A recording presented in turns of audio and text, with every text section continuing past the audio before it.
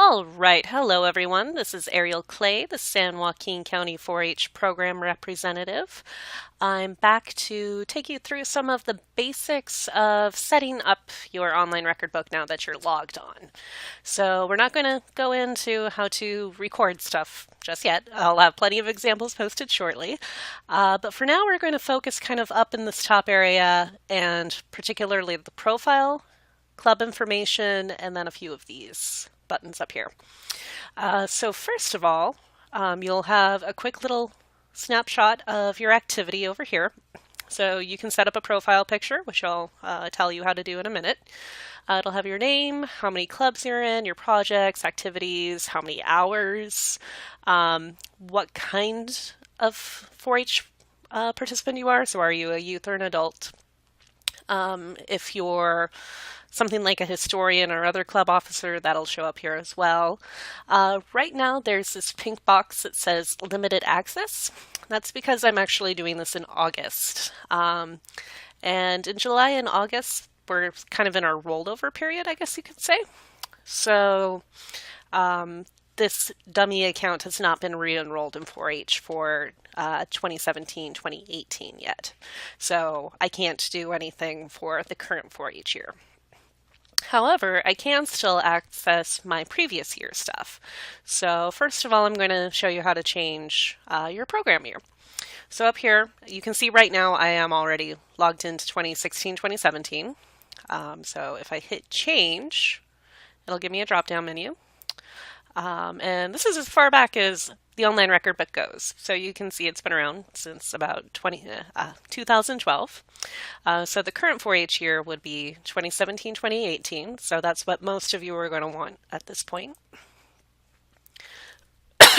Pardon me. So you can see it changed to 2017-2018. So anything that I enter in now will be reflected in my 2017-2018 record book. Now, as I said, it hasn't turned over yet, so I'm going to go ahead and change it back to 2016-2017. Oh, sorry.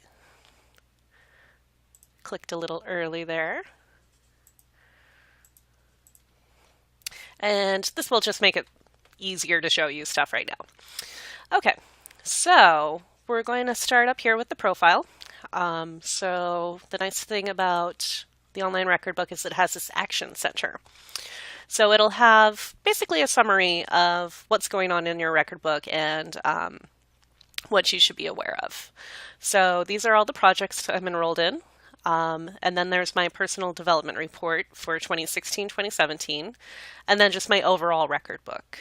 So everything from the title page to the project reports and leadership development reports. That's the overall record book. So you can see right now it's telling me, yes, your reports are due. It's the end of the year, so your report is due. Earlier in the year, it'll say no action required. So if you check this, say, in December, it won't have this warning of, like, you need to get on this now. It's definitely time to wrap this up. And then there's a link to begin report. So if you're like, oh, I didn't realize I hadn't started my baking and bread making, you can access it right from here. So you click that link, and it takes you to the APR pages. So I'm not going to go into that just yet. If you want to know more about APRs, please see a future video on that. And then the same thing with the PDR.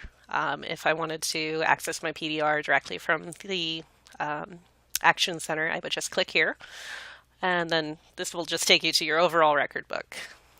All right, so that's the Action Center. Oh, so this is all the incomplete reports. If you had submitted something, so like in this case, I've already submitted the leadership development reports for my historian role.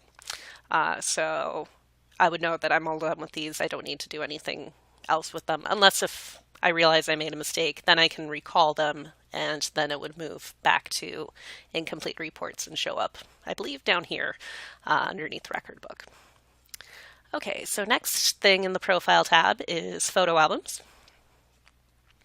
So you would start different albums in here. So right now I have two albums. One is my profile picture. So I can click on here and you can see. So this is labeled my current profile. I have this other lovely picture as well, though. If I want to make that my profile, I just click there. And this album should already be set up in your ORB account. It should automatically be in there. Now, let's say I wanted to keep track of other pictures on my online record book. I can upload them and make separate albums. So I have an L-Court album right here with one picture of a lovely delegation that went to that conference recently. And if you want to add something completely new, you click on photo or video and then choose file. So let's see. What lovely picture do I have? Let's do that one, my scholarship picture. So I would select it and open and upload.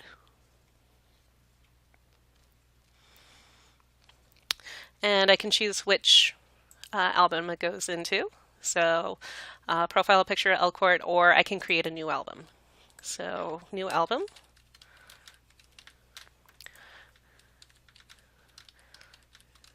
Stuff. And then if you want it just to kind of be connected to anything in your record book, you can go ahead and do that. So let's say that that was affiliated with leadership development in my equine project. That's how I would do that. So now I save the file. And if I go back to my photo albums, there it is. Shows up right here. So that's how you add pictures to your photo albums on ORB. All right, next item is Spark scores and questions. So Spark surveys are basically a way for us as 4-H staff and leaders to kind of understand your 4-H experience better. And they're also great reflection activities for yourself.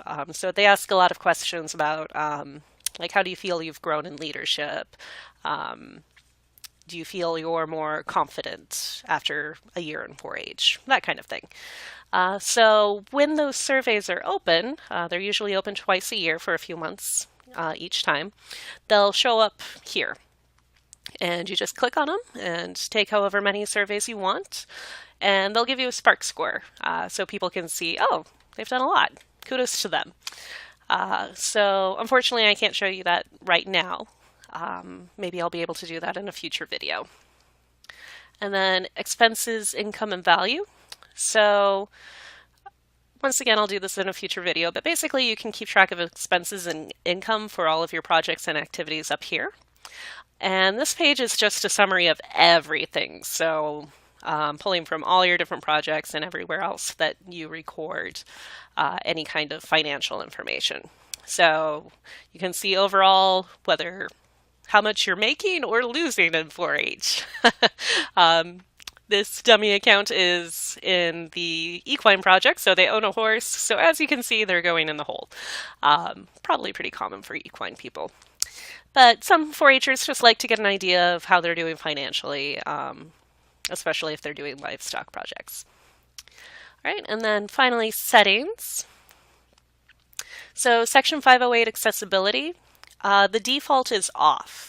So basically, if you turn this on, it has ways of assisting you if you have different disabilities. So for example, if you're blind and you turn this on, or maybe not necessarily blind, but have trouble seeing, it would then read out loud the content on the page and that kind of thing. So unless if you have a disability, you probably want to leave this on off. Okay, changing social access. Right now, once again, because this dummy account isn't re-enrolled, it just says family only, because I am pending, as it says right here. Once I'm re-enrolled, I can change the social access a bit. So, for example, people in my club would be able to see what I'm putting in ORB if I wanted to. Or I can keep it limited just to my family if I'm concerned about privacy or for some other reason, just don't want to see don't want other people to see what's going in my online record book profile. Then on kind of that home page with the Facebook-like wall, there will often be notifications that clubs and projects can set up. So if your 4-H leaders are using ORB actively, they can actually communicate with you through ORB. However, if you don't want those notifications popping up for whatever reason, you can choose to ignore them. So, for example, maybe Joaquin Club 2 is just way too talkative. They're sending out 5 notifications a day, and I just get tired of it. I can click on here, and then I wouldn't receive any more notifications from them. And then same thing for projects. You would just click on whichever one you didn't want to receive notifications from. Please remember that your club or your project has to be actively using ORB for you to get those notifications. So if your leaders aren't creating profiles and communicating with you through that, this section won't do anything. There just won't be any content for them. So then you would hit Save Settings. Okay, and then club info. This just kind of shows you some stats and such from your club. So anybody who set their privacy settings so that they could be seen by other club members, you would get to see all of their stuff in here too. Since this is a dummy account, there isn't really anybody active in this club other than me when I'm pretending to be Skylar Smith. So just her stuff is showing up on here.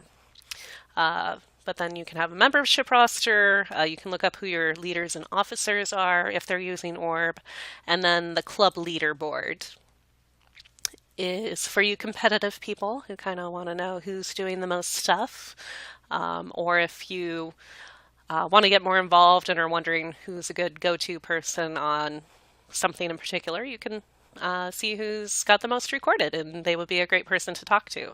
So for example, if you want to do presentations and you've never done one before, obviously Skylar Smith would be a good person to talk to. She's done 36. But yeah, it just kind of keeps track of who's doing the most different type of things in ORB.